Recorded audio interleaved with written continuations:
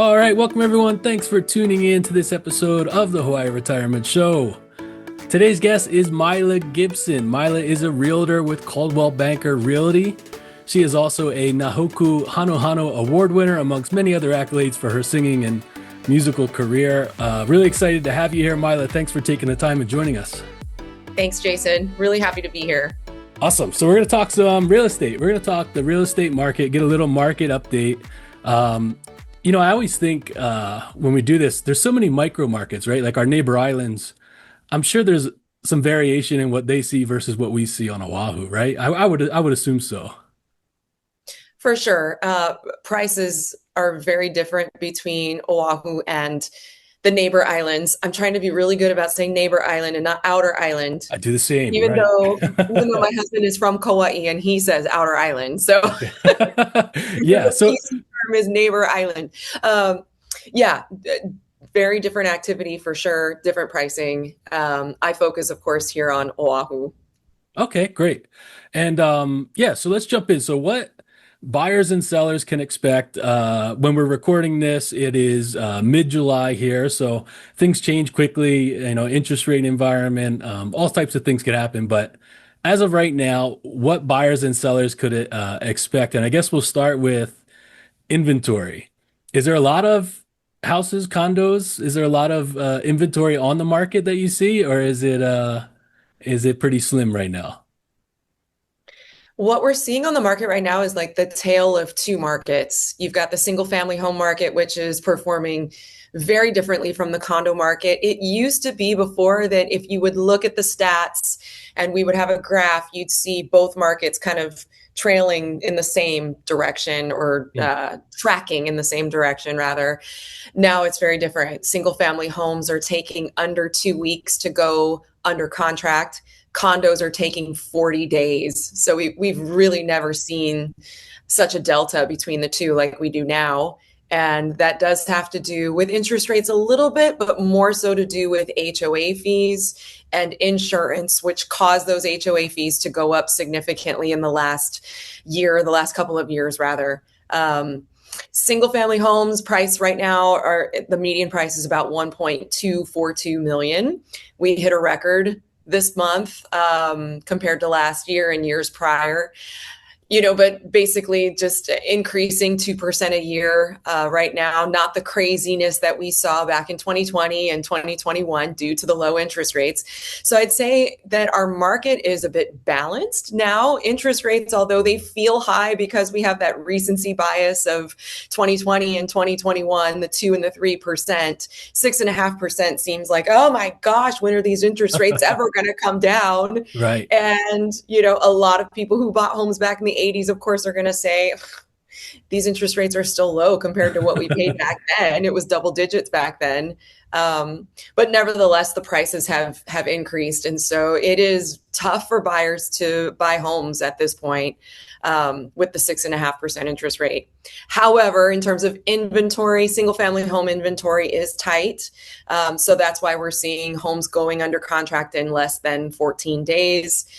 Condo inventory is plentiful. We have about 7 months of inventory. Usually when you get to the 6-month mark, and when I speak in terms of months, it just means that if everything that was on the market right now sold and nothing else came on the market, it would take 7 months for that inventory to absorb. Usually at the 6-month mark, we're saying that it's balanced. And when it gets beyond or over 6 months, we call it a buyer's market. So a lot of opportunity in the condo market right now, not so much in the single family home market. So for those that are looking to sell their home and move into a condo, this is kind of like the sweet spot for anybody thinking about doing that.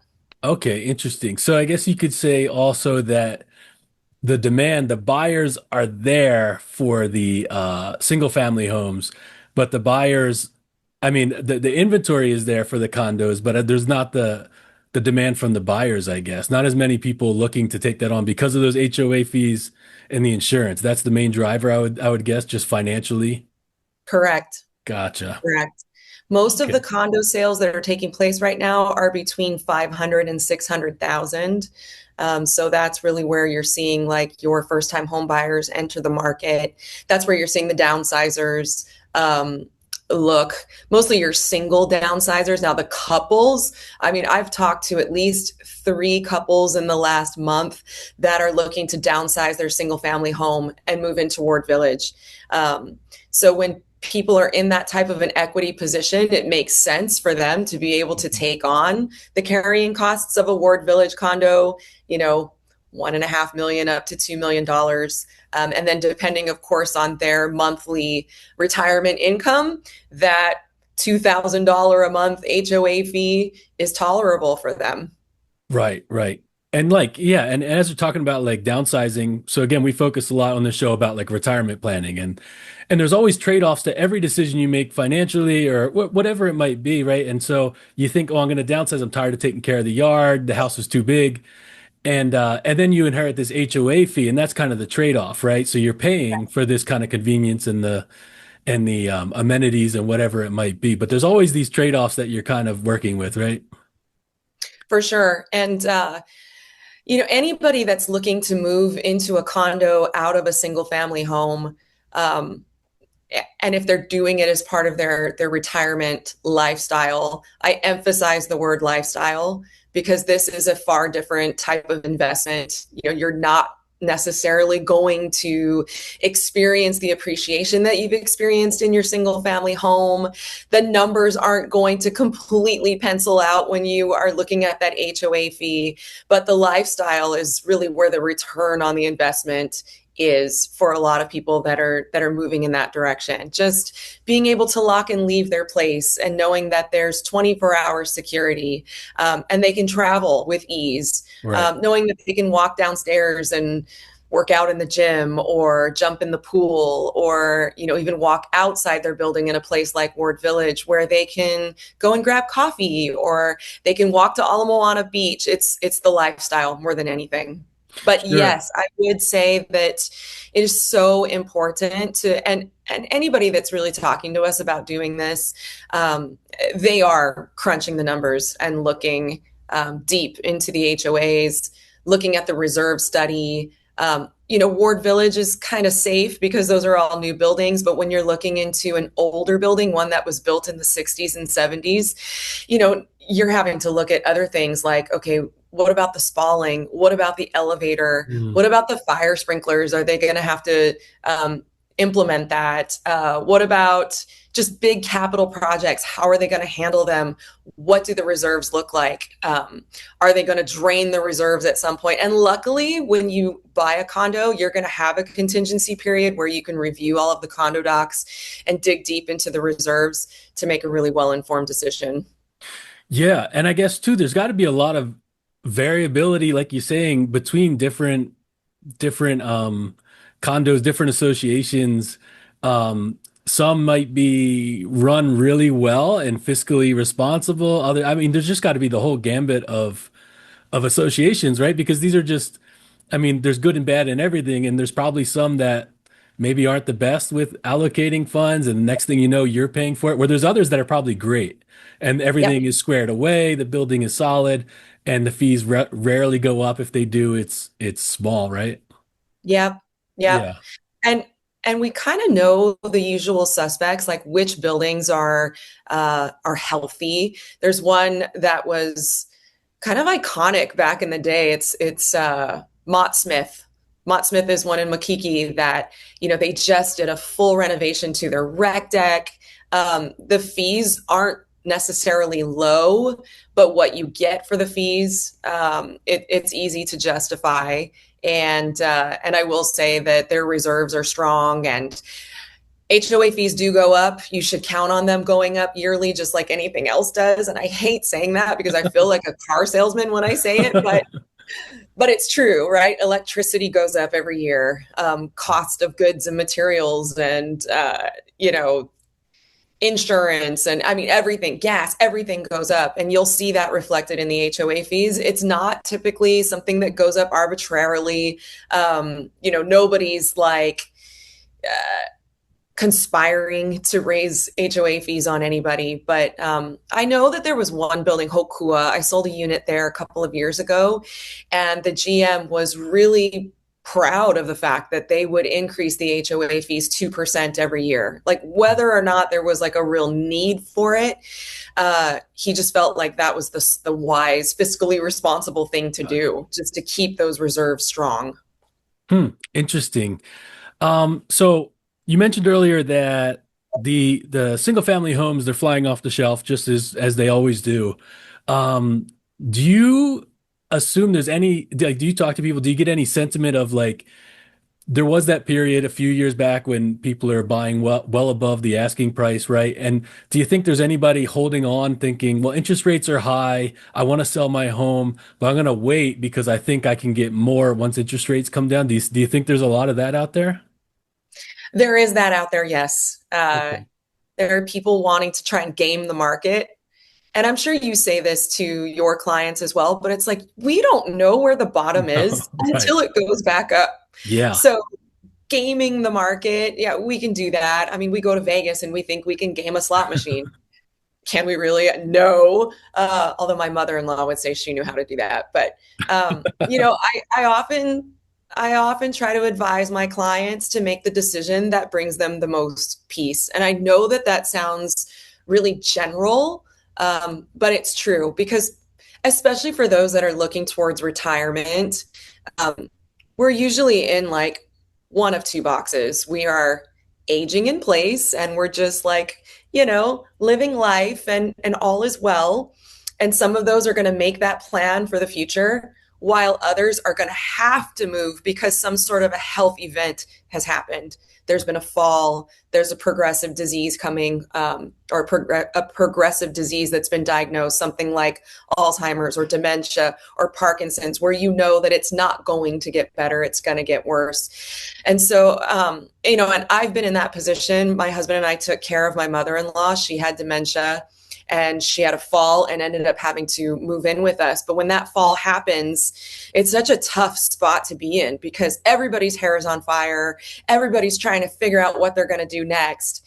And then decisions are often made out of desperation. Mhm. So if you are one of the lucky ones or you are somebody who plans, I would say that that's the best case scenario. I'm talking to people lately that are around my age, around 50, and I'm even thinking about it. I'm like, in 10 years, I'm going to be 60. In 20 years, I'm going to be 70. And I have a house with stairs. It's 3 levels and it's wonderful. And I love it. I have a beautiful view and I have a beautiful yard and I have the ocean and I have all of this space, but I'm already finding myself kind of detaching ever so slightly, every day, just knowing that this house is probably not going to serve me in 10 years and I need to start thinking about it. Yeah, no, that's a great point. Stairs is a big one. How the house becomes functional for you as you age. Yeah, Father Time is undefeated. It's coming for all of us at some point.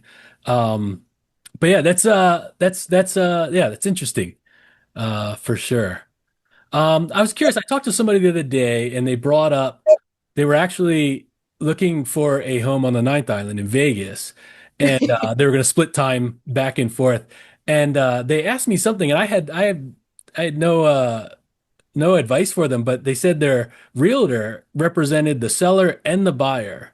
Mhm. So that's got to be somewhat of an uncommon thing, but I guess there's conflict of interest there. So how does that whole thing work? Do you have any experience with that kind of?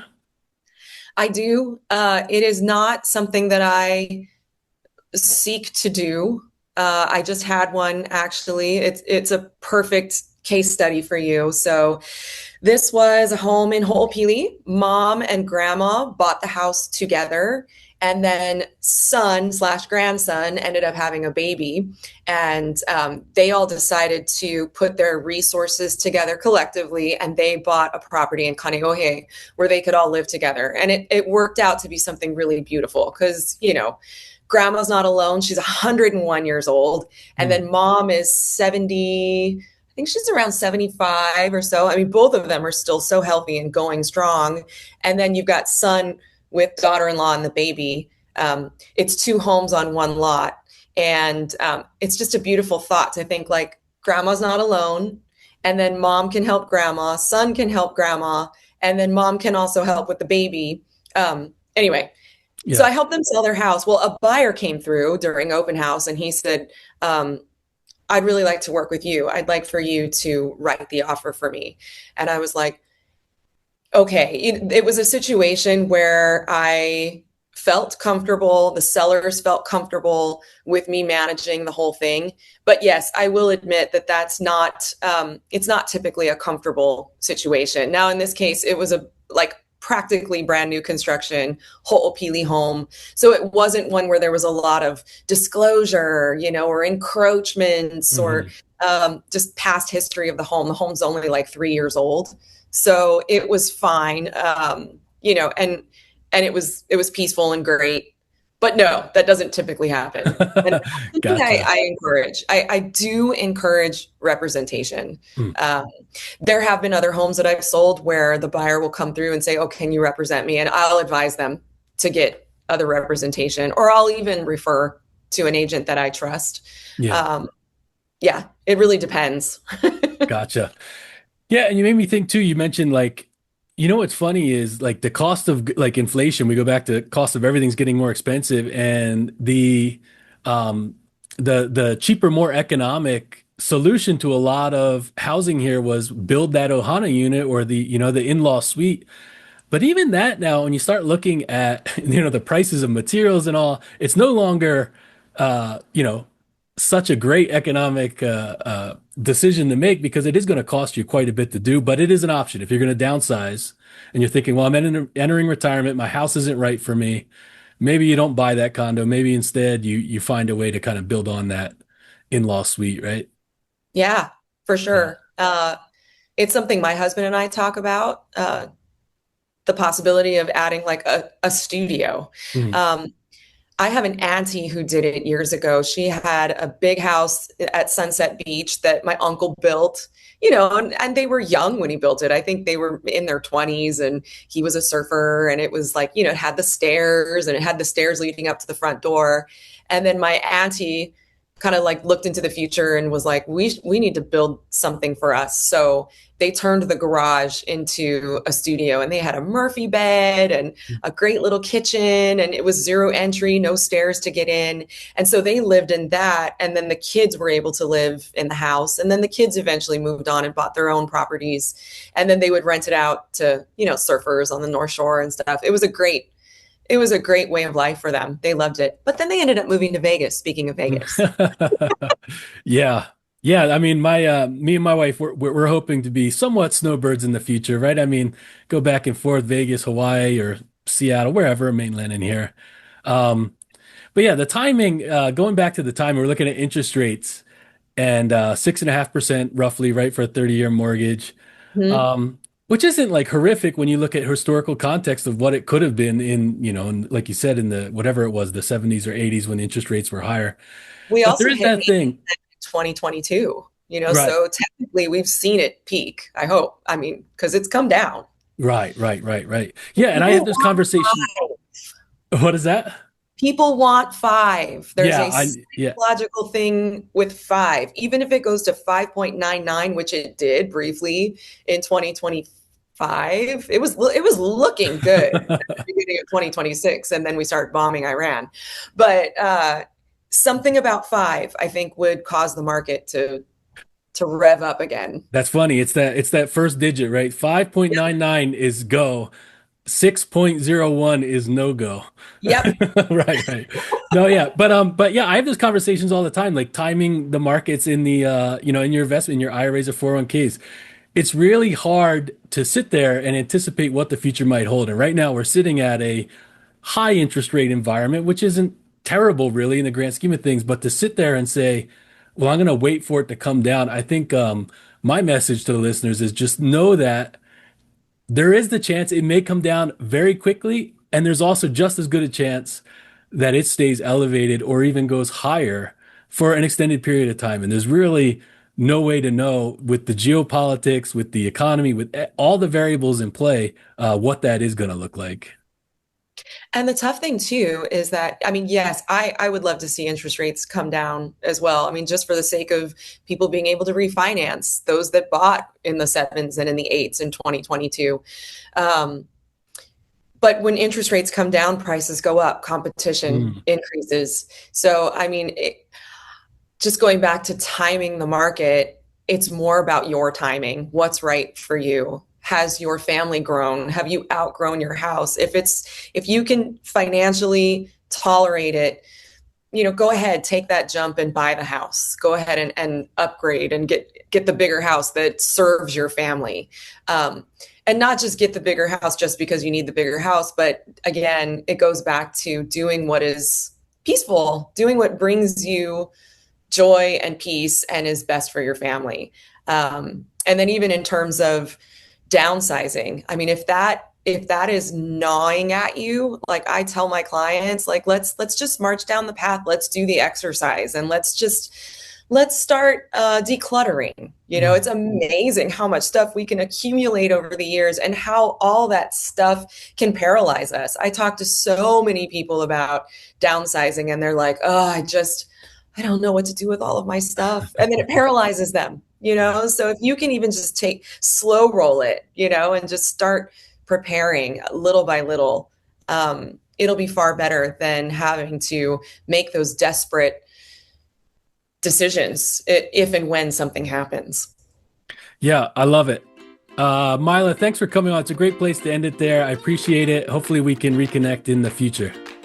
I hope so too. Thanks, Jason. Well, The opinions and statements presented on this show are for general information only and are not intended to provide specific advice or recommendations. Never make any investment or financial decisions based on information offered on this show without first consulting your financial, legal, or tax advisor. All economic and performance information mentioned on the show is historical in nature and is not indicative of any future results. All indices mentioned on this show are unmanaged and cannot be invested in directly. All information is believed to be from reliable sources. However, we make no representation as to its completeness or accuracy. Lastly, all opinions expressed by Jason Cutitta and any guests on the show are solely their own opinions and do not reflect the opinions of or are endorsed by Toba Financial. For Jason Cutitta, investment advisory services are offered through Toba Financial LLC, a registered investment advisor offering advisory services in the state of Hawaii and in other jurisdictions where exempt from registration.